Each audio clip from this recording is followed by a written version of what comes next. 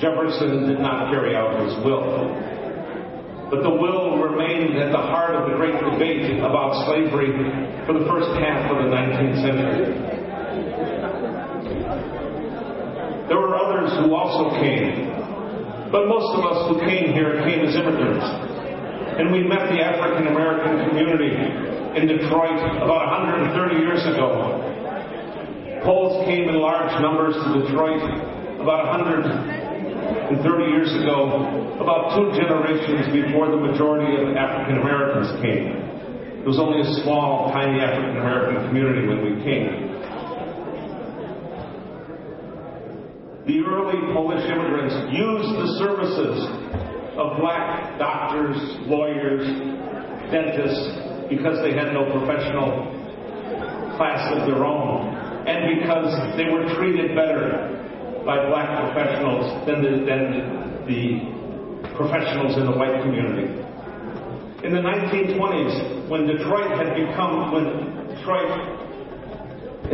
to grow, and the Poles were the largest single group in the city, and the black community was on the way to becoming the second largest, the city was infested by the Ku Klux Klan. 1923, there were 22,000 Klansmen in Detroit. Poles and blacks rallied around the candidacy of John Lee Smith, who, despite his name, was Polish. He was raised by his widowed Polish mother. And when he spoke to the NAACP, who organized large rallies for him, he always said, "You know, I was going to say my fellow citizens, but I have to say ladies and gentlemen, because the Ku Klux Klan says I'm a foreigner."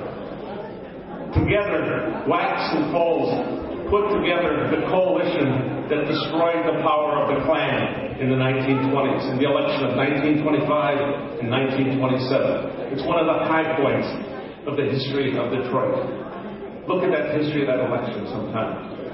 It's one of our proudest chapters. The Depression crushed us both. Hamtramck had over 50% unemployment. It also intensified the struggle for jobs and housing and set our communities in opposition to each other. In 1942, a secret government report that by agents who came to investigate detention said, "You know, this is not a black-white issue. This is a black-Polish issue."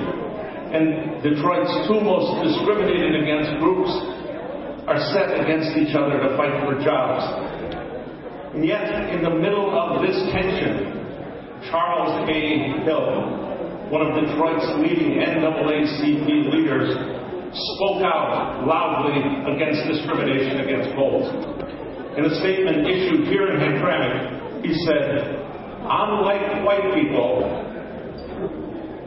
the Negroes of Detroit do not consider Polish Americans stupid, uncouth, and fit only for manual labor."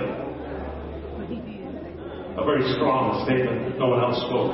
More than 20 years later, in 1964, in response to one of the most comprehensive surveys ever held in Detroit, 60% of the black population said, next to themselves, the Poles were still the most discriminated group in Detroit, and they needed help.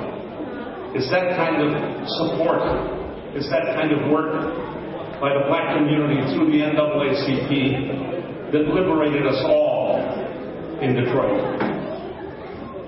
Following the searing events of 1967, and when it was an amazing development, a Black-Polish alliance was created right here just north of Hamtramck, and was successful and persisted for almost a decade. We have shared almost 5 generations together here in Detroit. We've built neighborhoods, we've built communities. And it's perhaps fitting, therefore, as the oldest of neighbors, that I bring greetings from the Polish community to the black community, to the NAACP, and to our friends in the Hamtramck NAACP. It was a great organization, and it not only made us proud as Americans, but proud as your neighbors. As I said, Poland had one of the great cultures of the world. And it was one that absorbed ideas and themes and music from all over the world. In 1997, the Polish Grammys, which are known as Friedrichs, that is named after Frederick Chopin, I don't know what you think about that, started a category for hip-hop music. And so this wonderful black invention made it into the culture of Polish Americans and of Poles.